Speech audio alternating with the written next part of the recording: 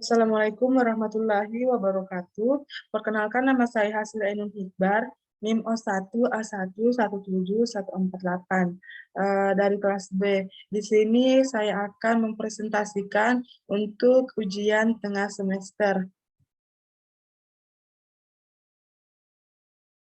Di sini ada beberapa pokok pembahasannya, yaitu di sini dijelaskan istilah dari glikolisis, glikogenolisis, glikogenesis, metabolisme dan katabolisme, serta anabolisme.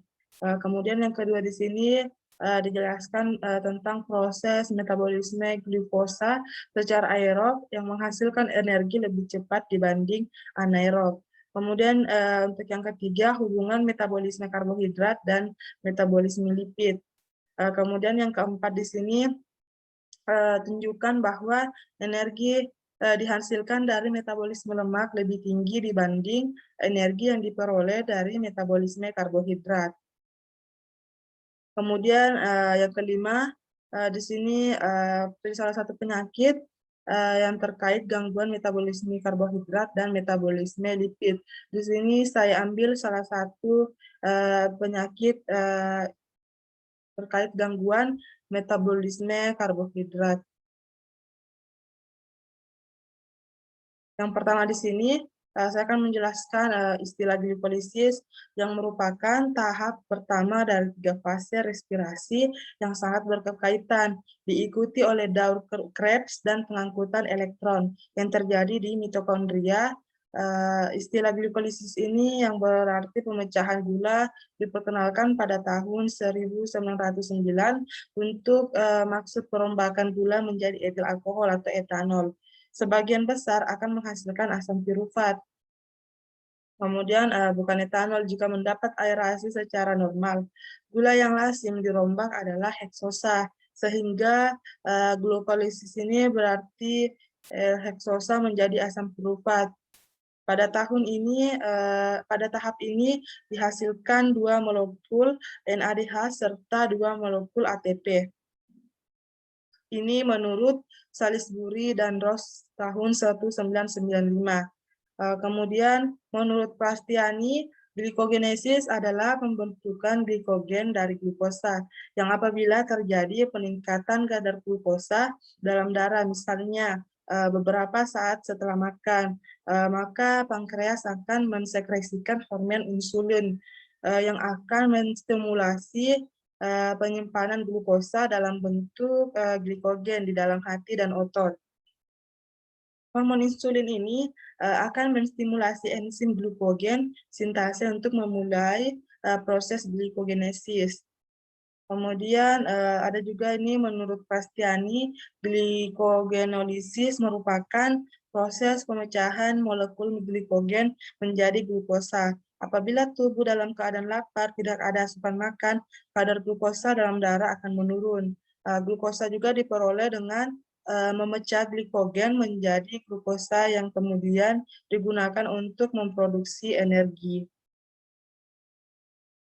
Kemudian ada metabolisme. Metabolisme ini merupakan suatu variabel fisiologis penting di dalam tubuh, di mana organisme yang mengatur proses-proses reaksi kimia dalam tubuh dengan memanfaatkan senyawa kimia dari sekitarnya untuk mempertahankan hidup, kelangsungan hidup. Kemudian ada katabolisme. Di sini merupakan fase metabolisme yang bersifat menguraikan yang menyebabkan molekul organik nutrien seperti karbohidrat, lipid, dan protein yang datang dari lingkungan atau dari cadangan makanan. Makanan sel itu sendiri terurai di dalam reaksi-reaksi bertahap menjadi produk akhir yang lebih kecil dan sederhana, seperti asam laktat, CO2, dan amonia. Kemudian katabolisme ini diikuti oleh pelepasan energi yang bebas yang telah tersimpan di dalam struktur kompleks molekul organik yang lebih besar. Ini menurut Putra 2016. Kemudian ada anabolisme atau biosintesis ini merupakan fase pembentukan atau sintesis dari metabolisme molekul pemula atau unit pembangun yang lebih kecil disusun menjadi makromolekul makromolekul besar yang merupakan komponen sel seperti protein dan asam nukleat. Kemudian ada proses metabolisme glukosa secara aerob, menghasilkan energi lebih besar dibanding anaerob. Di sini proses metabolisme energi secara anaerobik dapat menghasilkan ATP dengan laju yang lebih cepat jika dibandingkan dengan metabolisme energi secara aerobik. Sehingga untuk gerakan-gerakan dalam olahraga yang membutuhkan tenaga yang besar dalam waktu yang singkat, proses metabolisme energi ini secara anaerobik dapat menyediakan ATP dengan cepat, namun hanya untuk waktu yang terbatas, yaitu sekitar kurang lebih 90 detik. Walaupun prosesnya dapat berjalan secara cepat, namun metabolisme energi ini secara anaerobik hanya menghasilkan molekul ATP yang lebih sedikit jika dibandingkan dengan metabolisme energi secara anaerobik. 2 ATP dibanding dengan 36 ATP per 1 molekul glukosa. Proses metabolisme energi ini secara aerobik juga dikatakan merupakan proses yang bersih karena selain akan menghasilkan energi, proses tersebut hanya akan menghasilkan produk samping berupa karbon dioksida atau CO2 dan air H2O. Hal ini berbeda dengan proses metabolisme secara anaerobik yang juga akan menghasilkan proses samping berupa asam laktat yang apabila terkumulasi dapat menghambat kontraksi otot dan menyebabkan rasa nyeri pada otot. Hal inilah yang menyebabkan mengapa gerakan-gerakan yang bertenaga saat berolahraga itu tidak dapat dilakukan secara kontinu dalam waktu yang panjang dan diselingi dengan interval istirahat. Itu menurut Hernawati 2016. Kemudian ada hubungan metabolisme karbohidrat dengan dugaan metabolisme lipid. Hasil akhir dari pencernaan lemak yang berupa gliserol akan memasuki jalur metabolisme karbohidrat melalui reaksi antara glukosa dan pirufat atau gliserol pirufat masuk jalur metabolisme karbohidrat. Sementara itu, hasil akhir pencernaan lemak yang berupa asam lemak akan mengalami beta oksidasi menjadi unit-unit yang terdiri atas 2 karbon. Setiap unit 2 karbon akan mengikat 1 molekul CoA menjadi molekul asetil CoA yang dapat masuk ke dalam jalur metabolisme karbohidrat. Kemudian gliserol juga ini dapat berubah menjadi glukosa atau pirufat tergantung kebutuhan sel yang akan energi. Demikian halnya asetil CoA. Jika sel tidak membutuhkan energi, kebutuhan energi ini masih atau sudah cukup, maka asetil CoA yang berasal dari beta oksidasi akan disintesis kembali menjadi komponen lemak. Karbohidrat pun jika berlebih akan diubah menjadi lemak yang disimpan di jaringan lemak di bawah kulit jaringan adiposa. Kemudian yang keempat di sini akan saya bahas energi yang dihasilkan dari metabolisme lemak lebih tinggi dibanding dengan energi yang diperoleh dari metabolisme karbohidrat. Untuk metabolisme lemak di sini lebih tinggi dibanding energi yang diperoleh dari metabolisme karbohidrat. Lemak dan karbohidrat ini adalah 2 dari 3 makronutrien yang dibutuhkan oleh manusia bersama dengan protein. Lemak memiliki kandungan energi lebih besar dari karbohidrat.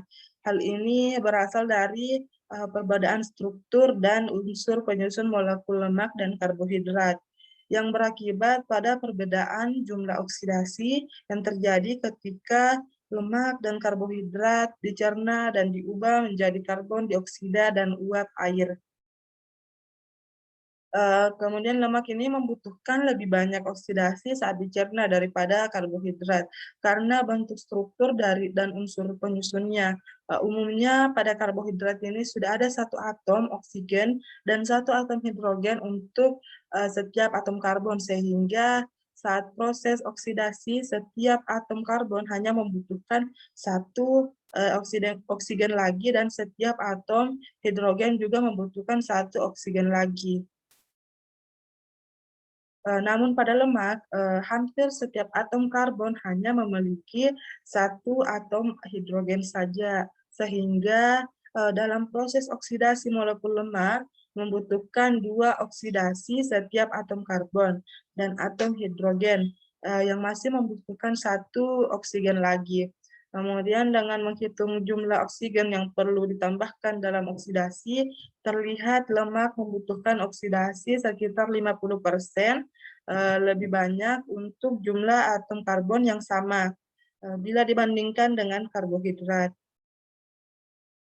Karena jumlah oksigen yang dibutuhkan lebih banyak, maka oksidasi lemak memakan waktu lebih lama, tapi juga memberi lebih banyak energi. Ini karena pada setiap proses oksidasi terjadi pelepasan energi, sehingga semakin banyak oksidasi, semakin banyak pula energi dihasilkan.